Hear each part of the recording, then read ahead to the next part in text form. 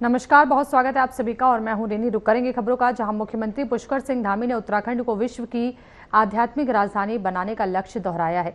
इस वर्ष 105 दिनों में 45.84 लाख से अधिक श्रद्धालु चारधाम यात्रा कर चुके हैं। पूर्णागिरि और आदि कैलाश समेत प्रमुख धार्मिक स्थलों पर भी रिकॉर्ड संख्या में श्रद्धालु पहुंचे हैं। सरकार का कहना है कि बेहतर सुविधाओं, आधारभूत ढांचे के विकास से धार्मिक पर्यटन को नई गति मिली है।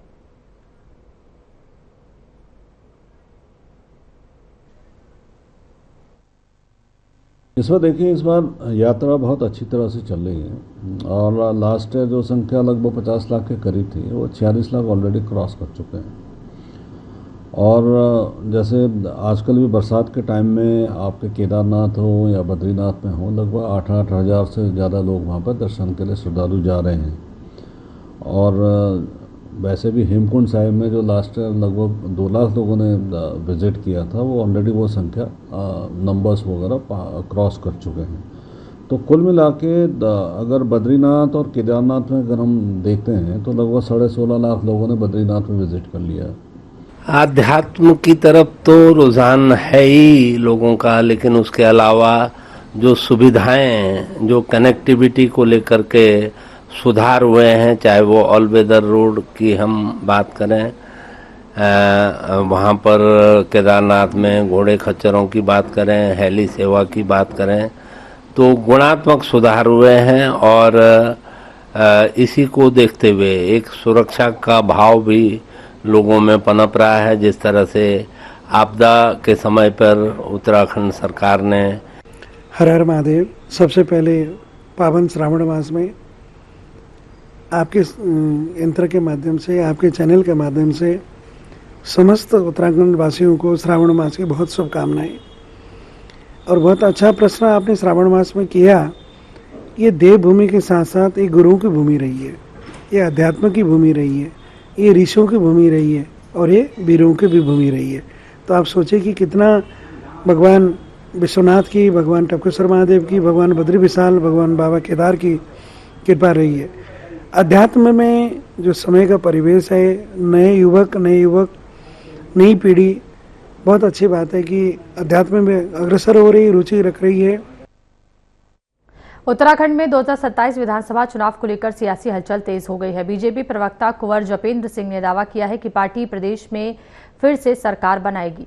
उन्होंने कहा कि प्रधानमंत्री नरेंद्र मोदी के विकसित भारत के संकल्प को मुख्यमंत्री पुष्कर सिंह धामी के नेतृत्व में विकसित उत्तराखंड के रूप में आगे बढ़ाया जा रहा है। बीजेपी ने विकास कार्यों और जनसंपर्क अभियानों को अपनी ताकत बताया है।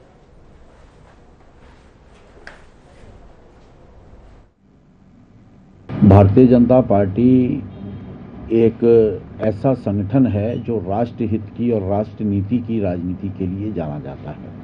और आज भारतवर्ष के अंदर भारतीय जनमानस के मन में जो भारतीय जनता पार्टी के प्रति विश्वास जागा है, भरोसा जागा है, तो उसके साथ भारतीय जनता पार्टी आगे बढ़ रही है। अपने विकसित भारत के स्वप्न को, माननीय प्रधानमंत्री मोदी जी का विकसित भारत का स्वप्न, उत्तराखंड को विकसित उत्तराखंड बनाने का स्वप्न, युवा मुख्यमंत्री दिन रात जनता के बीच में बने हुए हैं। सरकार जनता के द्वार। उत्तराखंड में 2027 विधानसभा चुनाव को लेकर सियासी गतिविधियां तेज हो गई हैं। दिल्ली में हुई बीजेपी की कोर कमेटी बैठक को लेकर कांग्रेस ने सवाल खड़े किए हैं। कांग्रेस प्रदेश प्रवक्ता डॉक्टर प्रतिमा सिंह ने कहा कि चुनावी नतीजों और पार्टी के अंदरूनी मतभेदों के कारण बीजेपी में चिंता का माहौल है। वहीं बीजेपी ने इन आरोपों को खारिज करते हुए कहा कि पार्टी हमेशा चुनावी तैयारियों में जुटी रहती है।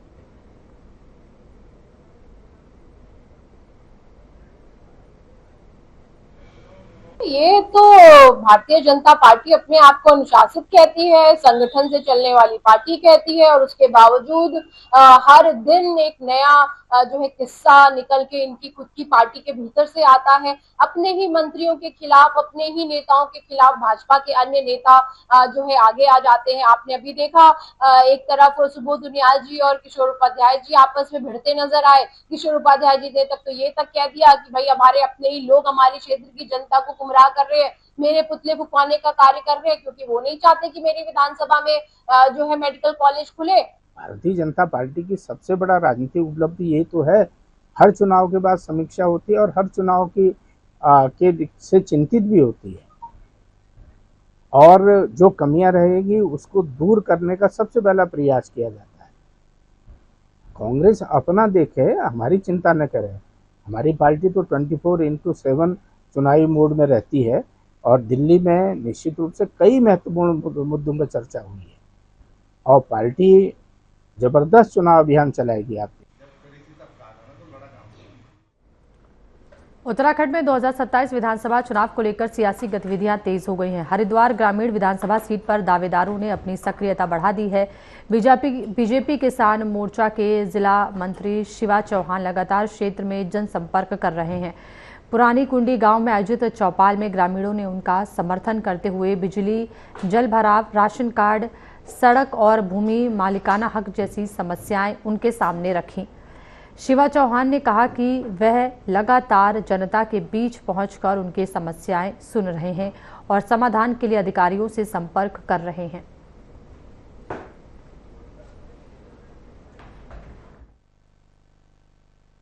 मैं कुल्ली गांव का रहने वाला हूं और यहाँ जो हमारे बुजुर्ग हैं कुछ और कुछ वैसे यंग लड़के भी हैं जो पढ़ते लिखते भी हैं काफ़ी, और इनका मतलब नौकरी वाकरी का भी कुछ नहीं है और हमारे गांव में कुछ सरकारी सुविधा भी कुछ नहीं है। और जो कि ये जो बाहर के हैं ये नेता वेता बने होते हैं, स्वामी जी थे 10 साल तक स्वामी जी को वोट दिया, उन्होंने कुछ नहीं करा हमारे लिए, ना हमारे गाँव में आते भी नहीं, देखते भी नहीं। और यहाँ पे बहुत तरह की समस्या है ना, यहाँ पे कोई अच्छी रोडें हैं, यहाँ पे लाइट वगैरह भी नहीं है अच्छे से, यहाँ पे अंधेरा वगैरह रहता है, कोई भी समस्या, बहुत समस्या है यहाँ पे। सभी वादे करते हैं बस और बाद में कोई नहीं आके देखता है यहाँ पे। अब आपके बीच के अच्छे समर्थन करें इनका, करिए, अच्छे से हमारा साथ निभाएंगे। मेरा नाम सहदेव है, मैं पुरानी कुंडी का हूँ। भाई क्या क्या समस्याएं अभी तक आपके गाँव में हैं? समस्याएं तो काफी है और ये स्वामी जी के टाइम पे तो कुछ काम हुए, उसके बाद में अनुभव रहा तो उसके बाद कोई काम नहीं हुए। यहाँ पे पहले समस्या स्कूल की है, स्कूल नहीं है, हम 2 गांव छोड़ के स्कूल जाते हैं, छोटे बच्चे भी वहीं पे जाते हैं।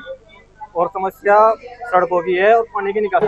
हमारे यहाँ सबसे बड़ी मेन बात है जो बरसात में जो पानी निकलता है उसमें जो लोगों के घरों में पानी भरता है, सबसे बड़ी समस्या है कि निकासी नहीं है उस पानी की। जो जिस योजना में नाला बनाया गया था वो टूट गया है फिलहाल, उसकी ना तो मरम्मत हुई है, ना वो प्रधान ने और ना विधायक जी ने देखा है। हमारे इतनी समस्याएं हैं, वो जमीनी काम कर पाए नहीं। उम्मीद यही है कि अगर हमारे भाई हैं शिवाजी हैं, ये अगर जीतते हैं तो हमारे यहाँ सबसे नाले की समस्या है और सबसे बड़ी मेन बात है कि यहाँ पे रोजगार जो है ना वो नहीं है बिल्कुल भी। आज मेरी यहाँ इस गांव में तीसरी बैठक है। मतलब जनता के पास इतना परेशान जनता, ना तो लाइट और ना ही जनता के पास राशन कार्ड और ना जनता के पास जो 60 साल से ऊपर मतलब वृद्धा हैं उनकी पेंशन तक नहीं बनी हुई। तो और बताइए क्या क्या सुविधा इनको क्या क्या मिलनी चाहिए, बताइए आप। देखिए गलती तो मैं क्या बताऊं, गलती 5 साल से अनुपमा रावत जी यहाँ पर विधायक हैं, ना तो उन्होंने एक बार यहाँ पर आके देखा और इन लोगों के साथ इतना मतलब एक यहाँ पे नाला है, आप बताइए। बिहार और मध्य प्रदेश के चुनाव परिणामों को लेकर उत्तराखंड कांग्रेस प्रदेश अध्यक्ष गणेश गोदियाल ने भाजपा पर हमला बोला है। उन्होंने दावा किया कि केंद्र सरकार और भाजपा शासित राज्यों के खिलाफ जनता में नाराजगी बढ़ रही है। गोदियाल ने कहा कि उत्तराखंड में भी भाजपा के प्रति लोगों का मोहभंग हो रहा है। उन्होंने मंगलौर उपचुनाव में कांग्रेस की जीत और केदारनाथ उपचुनाव के मुकाबले का हवाला दिया। पूरे देश में सत्ता प्रतिष्ठान के खिलाफ, खास करके केंद्र और भाजपा शासित राज्यों के खिलाफ बड़ा जन आक्रोश है और उस जन आक्रोश का परिणाम है कि भाजपा शासित 2 राज्यों में सीटें नहीं बचा पाए वो लोग और विपक्ष ने जीत हासिल की। मध्य प्रदेश में कांग्रेस ने जीत हासिल की और वहाँ पर स्वराज पार्टी उन्होंने जीत हासिल की। तो ये इस बात को दर्शाता है कि लोग सत्ता प्रतिष्ठान के खिलाफ इन राज्यों में बहुत नाराज हैं और उत्तराखंड में भी यही हालात हैं। आपने पिछले साल भी देखा कि हमने मंगलौर विधानसभा चुनाव जीता, हमने उत्तराखंड में खेल मंत्री रेखा आर्या के 10 अगस्त को प्रस्तावित संकल्प कांवड़ यात्रा को लेकर सियासत तेज हो गई है। कांग्रेस प्रदेश महामंत्री राजेंद्र भंडारी ने कहा कि कांवड़ यात्रा निकालने से 2036 ओलंपिक की मेजबानी नहीं मिल सकती। उनका कहना है कि ओलंपिक जैसे वैश्विक आयोजनों के लिए विश्व स्तरीय खेल अवसंरचना, मजबूत खेल नीति जरूरी है। कांग्रेस ने सरकार से खिलाड़ियों के लिए बेहतर सुविधाएं और स्पष्ट रोड मैप तैयार करने की मांग की है। यात्राओं से 2036 की मेजबानी नहीं मिलेगी। आप इस प्रदेश में पहले उन सुविधाओं को डेवलप करो।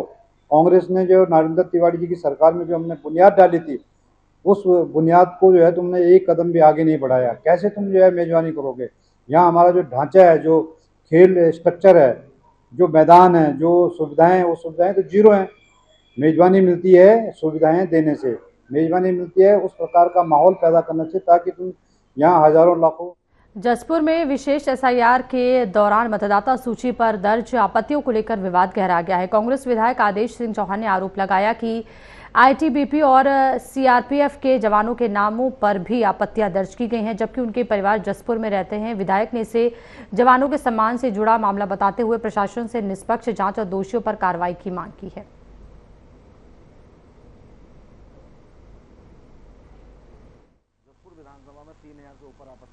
मेरे जसपुर विधानसभा क्षेत्र में बहुत अनगिनत वोटों पे आपत्ति लगाई जा रही है, लेकिन देखकर बड़ा दुख होता है कि जो जवान सीमा पे हमारी सुरक्षा कर रहे हैं उनको भी ये लोग नहीं बख्श रहे। हमारा एक आईटीबीपी का जवान है बहाजुद्दीन, उसके नाम पे संजीत सिंह ने आपत्ति लगा दी कि बाहर रहता है। अरे भैया, वो सीमा पे ड्यूटी दे रहा है, बाहर नहीं रहेगा तो कहाँ रहेगा?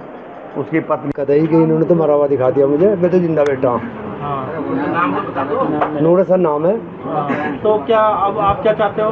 अब तो हम ये चाहते हैं जो इन्होंने जिसने भी ऐसा लिखा है उस पर कार्रवाई की जाए।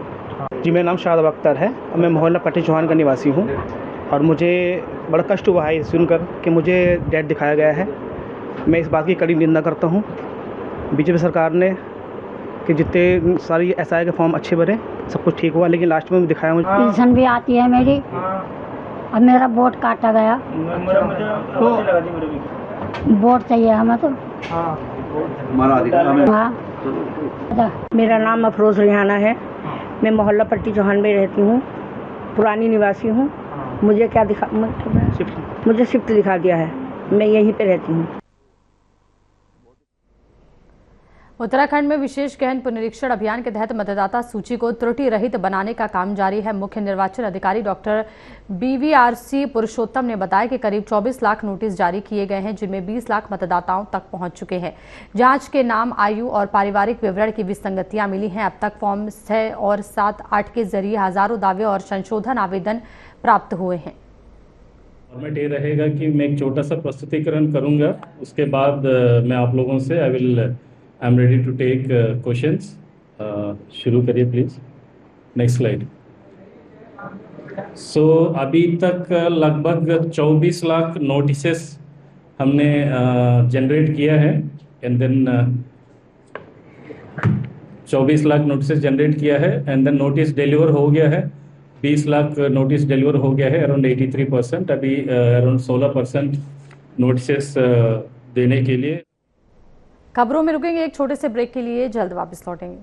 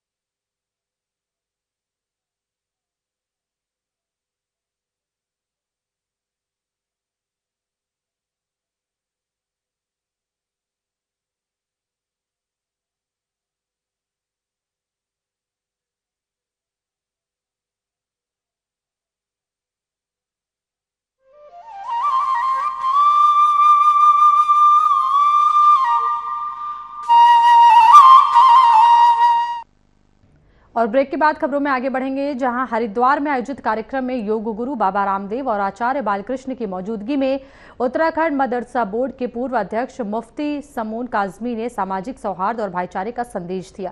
उन्होंने कहा कि मानवता सबसे बड़ा धर्म है और भारत की संस्कृति वसुधैव कुटुंबकम का संदेश देती है।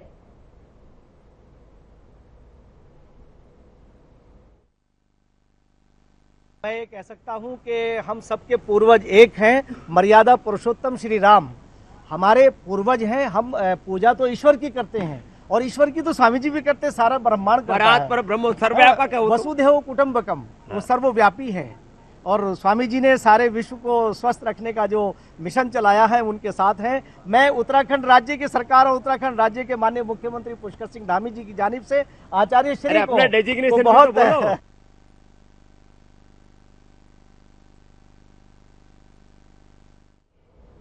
उत्तराखंड के उधम सिंह नगर जिले की जसपुर विधानसभा में धान फसल रजिस्ट्रेशन और खरीद व्यवस्था को लेकर किसानों तथा अधिकारियों की बैठक हुई है। किसानों ने एमएसपी पर धान खरीद सुनिश्चित करने, क्रय केंद्रों की क्षमता बढ़ाने और रजिस्ट्रेशन प्रक्रिया सरल बनाने की मांग उठाई है। बैठक के दौरान किसानों ने अपनी विभिन्न समस्याओं से संबंधित ज्ञापन अधिकारियों को सौंपते हुए जल्द समाधान की मांग की है। बंधुओं का जो हमारे किसान भाई और अधिकारी आए हैं, आज रजिस्ट्रेशन के विषय में आए थे बताने की रजिस्ट्रेशन किसान कराए अपना धानों का, पर हमारी बहुत सारी समस्या थी। हमने 10 बिंदुओं का जो है उन्हें लिखित में दिया है, ज्ञापन मांग पत्र दिया है। उसमें हमारा जो है आगामी जो 1 अक्टूबर से किसानों की धान खरीद होनी है मूल्य समर्थन योजना के अंतर्गत, उसका 1 अक्टूबर से धान खरीद प्रस्तावित है। तो इस बार विभाग ने क्या किया है, एक स्टेप आगे बढ़ते हुए 18 जुलाई से रजिस्ट्रेशन स्टार्ट कर दिया है। तो आज हमने यहाँ बैठक आयोजित की थी, छोटी सी गोष्ठी का आयोजन किया था। उसमें हमने संभागीय क्षेत्र से संभागीय विपणन अधिकारी महोदय को बुलाया था, जिससे कि वो प्रेरित कर सके किसान अधिक से अधिक मात्रा में रजिस्ट्रेशन कराएं। जब किसान का रजिस्ट्रेशन हो जाएगा उसको एमएसपी का लाभ तभी मिल पाएगा।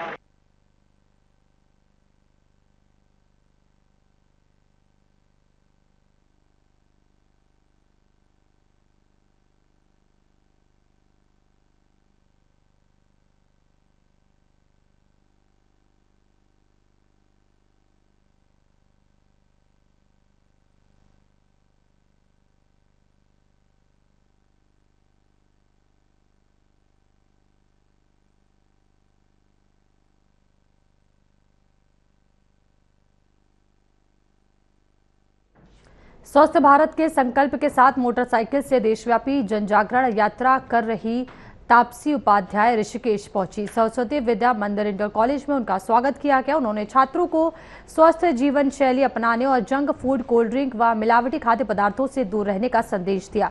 तापसी ने बताया कि 17 महीनों से जारी उनकी यात्रा 15 अगस्त को दिल्ली में समाप्त होगी।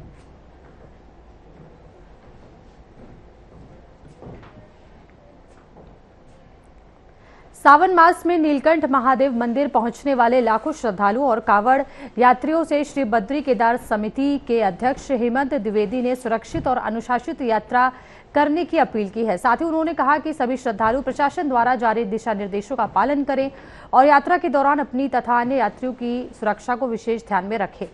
उन्होंने स्वच्छता बनाए रखने का भी आग्रह किया। कांवड़ यात्रा है, इस समय कांवड़ यात्रा भी पूरी तरह से बहुत चरम पर है और यहाँ पर जो नीलकंठ महादेव हमारे यमकेश्वर में जो मंदिर है वहाँ पर भी लाखों की संख्या में जो है कि तीर्थयात्री यहाँ पर श्रद्धालु जो है कि शिवरात्रि पर यहाँ पर सावन के मास में यहाँ पर पहुँचते हैं। सभी से अपील करेंगे कि सुरक्षित यात्रा करें और सबका ध्यान रखते हुए जो हमारा यात्रा मार्ग भी है वहाँ पर जो है कि पर्यावरण। सावन में लगातार बारिश के बावजूद नीलकंठ महादेव मंदिर में श्रद्धालुओं और कांवड़ियों की भारी भीड़ उमड़ रही है। सुरक्षा और यातायात व्यवस्था बनाए रखने के लिए पुलिस पूरी मुस्तैदी से तैनात है। टिहरी की एसएसपी श्वेता चौबे और पौड़ी के एसएसपी सर्वेश पवार स्वयं व्यवस्थाओं का जायजा ले रहे हैं। पौड़ी पुलिस के अनुसार अब तक 13 लाख से अधिक कांवड़िए नीलकंठ महादेव में जलाभिषेक कर चुके हैं।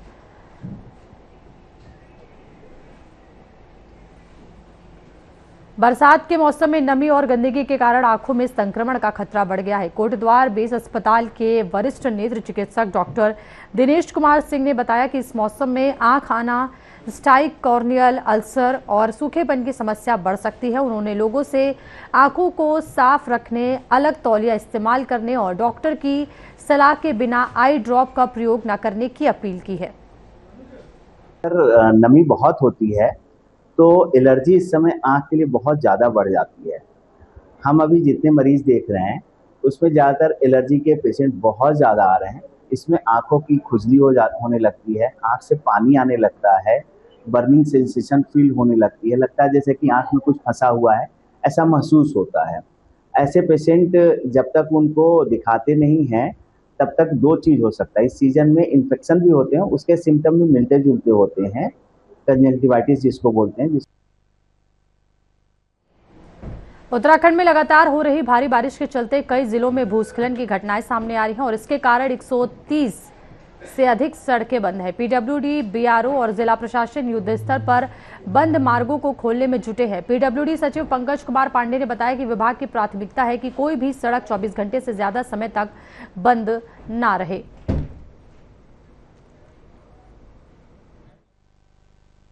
मानसून लगातार एक्टिव है तो उसको देखते हुए रोड कहीं कहीं पे बंद हो रही है और जो रोड 24 घंटे से ज़्यादा के लिए बंद होती है उसकी डिटेल मेरे पास भी आती है। प्रयास यही है कि कोई भी रोड 24 घंटे से ज़्यादा ना बंद रहे। जो इम्पोर्टेंट रोड है उनमें सब जगह मशीनें लगाई गई हैं, बट कई बार ऐसा होता है कि किसी एक ही रोड में, एक ही स्ट्रेच में कई जगह पे इश्यूज आते हैं, तो उसको हम लोग क्लियर करने में थोड़ा टाइम निश्चित रूप से लगता है। उत्तराखंड के पहाड़ी क्षेत्रों में लगातार बारिश के बाद ऋषिकेश में गंगा नदी चेतावनी रेखा के पार बह रही है। गंगा के बढ़ते जलस्तर को देखते हुए प्रशासन पूरी तरीके से सतर्क है। पर्यटकों के लिए विशेष एडवाइजरी जारी की गई है। प्रशासन ने गंगा जल भरने, पूजा अर्चना और स्नान के दौरान सावधानी बरतने तथा अनावश्यक रूप से नदी किनारे न जाने की अपील की है। घाटों पर जल पुलिस और एसडीआरएफ की टीमें तैनात है। मौसम विभाग ने आगे भी भारी बारिश की संभावना जताई है।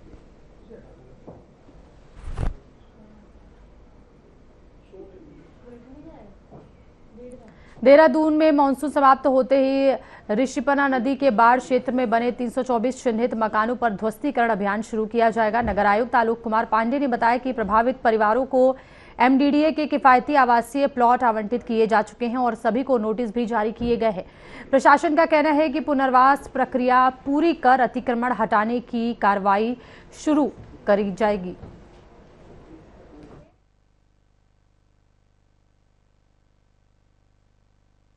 समस्या काठ बंगला वाली थी। अब उन्होंने रिस्पना की सफाई भी की थी। एनजीटी में भी एक प्रकरण था, कुछ वहाँ सरकारी इमारतें भी थी, उसको हम लोगों ने ध्वस्त करा दिया है और उसमें बिजली पानी का कनेक्शन लगवाना था, नगर निगम द्वारा उसको लगवाया जा चुका है और इसमें बात हुई थी उच्च स्तर पे और एमडीडीए को इसमें नोटिस देके अंततः खाली करा के उनको शिफ्टिंग करानी है। तो हम लोगों ने भी एमडीडीए से अनुरोध किया है और जो नगर निगम का दायित्व था, नगर निगम ने बिजली पानी इत्यादि का कार्य पूरा कर लिया है। तो चूंकि इस समय बारिश हो रही है तो हमें लग रहा है एमडीडीए द्वारा ये कार्रवाई की जाएगी।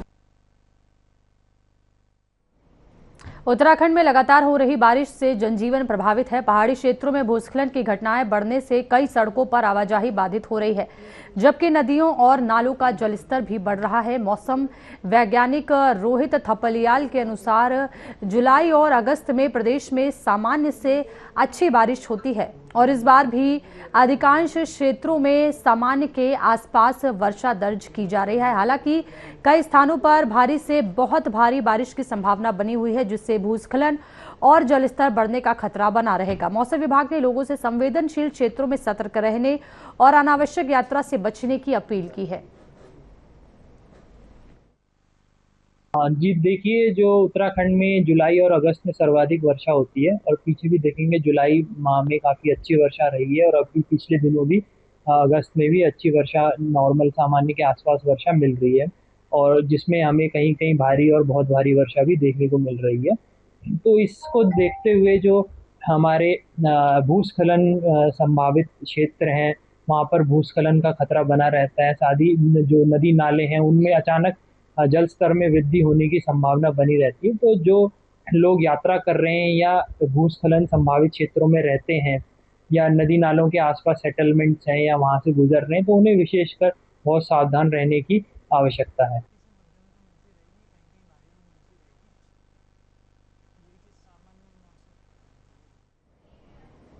और इस बुलेटिन में फिलहाल इतना ही। देश और दुनिया की तमाम बड़ी खबरों के लिए बने रहिए हमारे साथ। नमस्कार।